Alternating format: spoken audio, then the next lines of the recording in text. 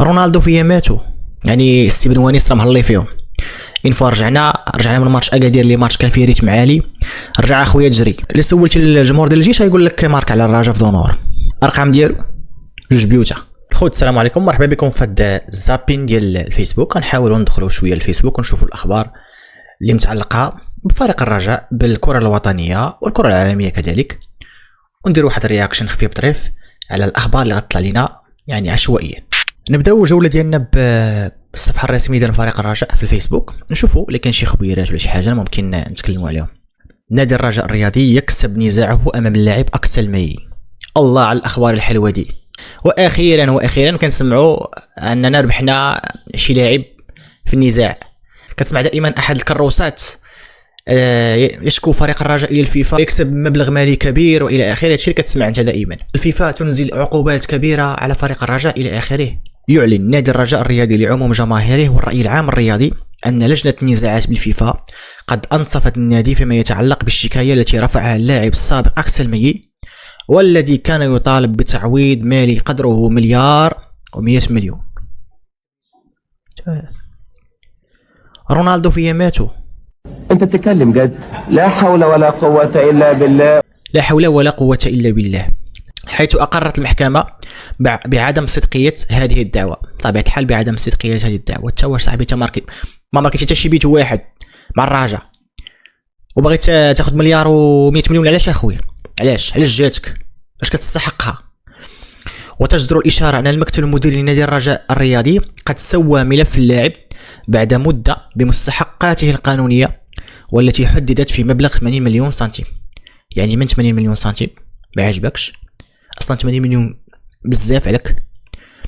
تقول لي من حقك. من حقك الا كانت في العقد من حقك، ولكن باش تطلع المليار و100 مليون اسمح لي هذا السحر والشعوذه ما يمكنش هادشي. والحمد لله انه على حساب دابا فريق الرجاء ان الفيفا انصفت فريق الرجاء، عاود انه يخلص هذا المبلغ. المبلغ يكون جا فينا، اما كاين لا ميركاتو لا تعاقدات لا حتى شي حاجه. ملي 20 مليار و100 مليون صافي الاعاقه غتوقف. راه مازال كاين نزاعات اخرين ولكن ما كنظنش واصلين للمليار و100 مليون. الحمد لله على لطف الله سبحانه وتعالى. اللعابه رجعوا للتدريب. يعني الصور قبل 13 ساعه من الان تحطات. يعني اللعابه ديال الرجاء رجعوا لكازا، رجعوا لاكاديمي ورجعوا للتدريب. زرهوني ماركابيت كان في الماتش مزيان صراحه، عطى لي زاسيست اللي ما تماركاوش. المهم غادي يتحسن ان شاء الله. انا عندي ثقه كبيره في زرهوني.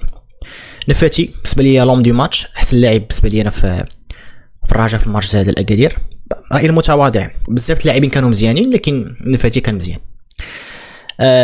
المستر قايم بعمل كبير لحد الساعه وبدا كيفهم السكواد ديالو، وخصنا نعاونوه العام الجاي بلعابه مزيانين.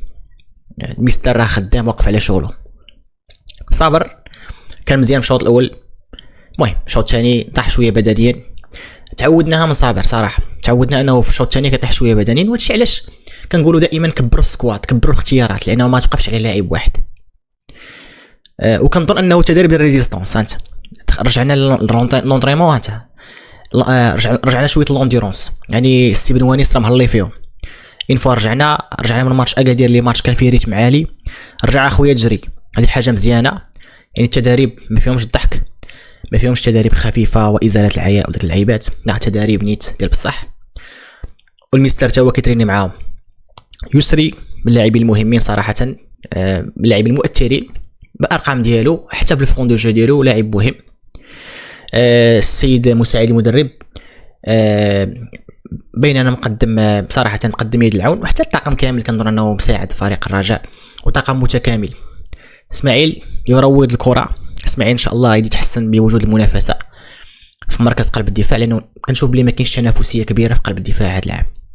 زريده الا كنت حسبت باللي نفاتي افضل لاعب نقدر نحطوه في خط واحد او في نفس المرتبه مع زريده، هو اللي دار ماتش كبير واللي كمل كظاهر ايمن وكان مزيان كظاهر ايمن.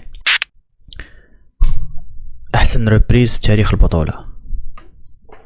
الواقع هو هذا.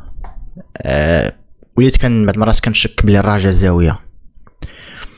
السيد جبناه شحفان من الجيش بحال عمرو ملعب كره، ولكن الحمد لله قاضي الغرض الحمد لله. واخا هو مزاجي شويه كندوي على ادم النفاتي مزاجي شويه، ولكن كواري رجلو زوين على البالون، كيلعب بزاف ديال المراكش، ما كيلعبش بلاصه وحده، كيلعب في اليمين ولا يدخل برجلو القشي لداخل، عنده لعبه وحده في حياته. السيد بوليفانو لعبتي في اليمين، لعبتي في اليسار، لعبتي صانع العاب، لعبتي دوزيام اتاكون، خدام اللهم لك الحمد. وانما الاعمال بالنيات ولكل امرئ ما نوى. الاخر اللي سولت الجمهور ديال الجيش يقول لك مارك على الرجاء في دونور، مارك على الرجاء في دونور، سكتكم في دونور. ارقام ديالو 2 بيوتا، شحال من اسيست؟ يمكن 1. المهم صحوا لي انا غلط بالارقام. تاثير ادم النفاتي من نقدر نقول لك انه من افضل صناع اللعب الهدافين في البطوله بالارقام. يمكن عنده شي 6 ديال لي زاسيست، وكمجموع عنده شي 7 الاهداف ما بين كاس العرش وما بين البطوله. يمكن الارقام تكون كثر، انا غير واقيلا تفكرت غير يعني عشوائيا تفكرت، يمكن الارقام تكون اكثر. ندوزو عشوائيا نشوفوا الفيسبوك. يستحق ان يكون ضمن لاعبي الدوري الانجليزي؟ لا بزاف حاليا بزاف. نهايه المباراه بفوز ارسنال على مانشستر يونايتد بهدف ل0. كنت قلت لكم باللي ارسنال خصهم يربحوا الماتشات ديالهم كاملين ويتسناو فوبا وتعثر ديال مانشستر سيتي. دابا راهم فايتين السيتي بنقطه واحده مع مباراه ناقصه لمانشستر سيتي ضد توتنهام معروف عليهم العداء التاريخي مع ارسنال. يمكن اكثر ديربي في الحقد وفي الكراهيه هو ديربي ارسنال توتنهام. يعني الناس واخدين واحد الفكره شويه غلطه على فرق الدوري الانجليزي خصوصا فرق لندن، وكيعتقدوا ان توتنهام فرقه كتنافس في نصف منتصف الدوري الى اخره، ماشي شي فرقه اللي قبيحه على الجمهور ديالها قبيح. كاين واحد العداوه خايبه بزاف بين ارسنال وتوتنهام، لكن مع ذلك اللاعبين الارسنال كيحاولوا يلطفوا الاجواء وكيصرحوا تصريحات شويه ذكيه بحال هافرتس اللي قال انا غنكون من اكبر المشجعين ديال توتنهام في الماتش ديال توتنهام ضد السيتي، لانه بصراحه ما كنشوفش باللي الماتش اللي موراه اللي هو الماتش الاخر اللي بقى عند السيتي اللي هو ماتش ويست هام في ملعب الاتحاد، ما كنشوفش باللي ويست هام يقلقوا وغادي يقلقوا مانشستر سيتي في ملعب الاتحاد. سورتو انا ويست هام هذا العام ناقصين بزاف وطايحين بزاف خصوصا المستوى الدفاعي. الامل صغير في تعثر يعني مانشستر سيتي هو ضد توتنهام في الملعب ديال توتنهام، وبالتالي يعني المشجعين الارسنال كلهم يعني كيحاولوا يجاملوا، وحتى اللاعبين كيحاولوا يجاملوا توتنهام ويقولوا حنا المشجعين ديالكم وانتم فريق كبير والى اخره باش يهزوا المعنويات ديالهم باش يديروا مباراه كبيره. كنظن توتنهام غيديروا مباراه كبيره، ولكن طاحوا ضد السيتي اللي صراحه في الاخر ديال الموسم معروف عليهم انهم ما كيضيعوش نقاط. هل سيكون لهذا الهدف تاثير قوي على مباراه الاياب؟ من الهدف ديال الزمالك ضد فريق نهضة بركان يوم امس،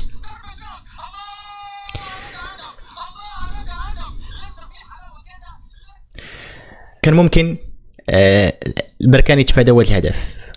اولا عرضيه ما يمكنش تحكم فيها، عرضيه بين جوج قلوب دفاع ما يمكنش تحكم فيها. انا بالنسبه لي الحمياني كان ممكن يدير اكسبلو في هذه اللقطه هذه، لانك انت في فينال واقف على حارس، واقف على اكسبلو ديال الحارس، غتجي فرص للزمالك سواء ذهابا سواء ايابا، كتلعب فينال ما كتلعبش مباراه عاديه، فغتجي للزمالك فرص. بالنسبه لي هذه كان ممكن يتعامل مع الحمياني بطريقه افضل، لان الكره ما كانش خايبه، ما كانش صعيبه بزاف، كان خاصها غير ريفلكس وكان خاصها غير اكستونسيون ديال يدو.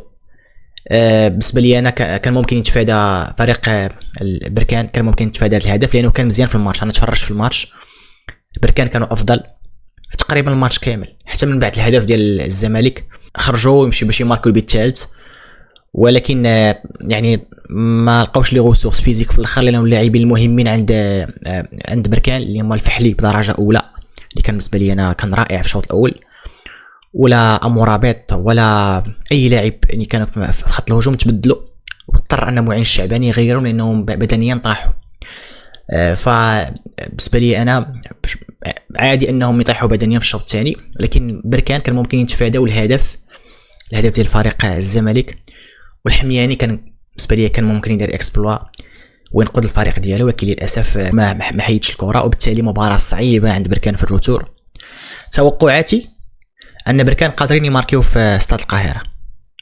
توقعاتي المتواضعه ان بركان في الكونتر ولا في الكره الثابته قادرين يماركيو في الكره الثابته، ولكن واش الزمالك غادي يخرجوا الانياب ديالهم الهجوميه؟ واش غنشوفوا زيزو؟ واش غنشوفوا سامسون اكينولا؟ واش غنشوفوا يعني لاطاك ديال الزمالك اللي ما شفتوش البارح او اللي شفتو على فترات؟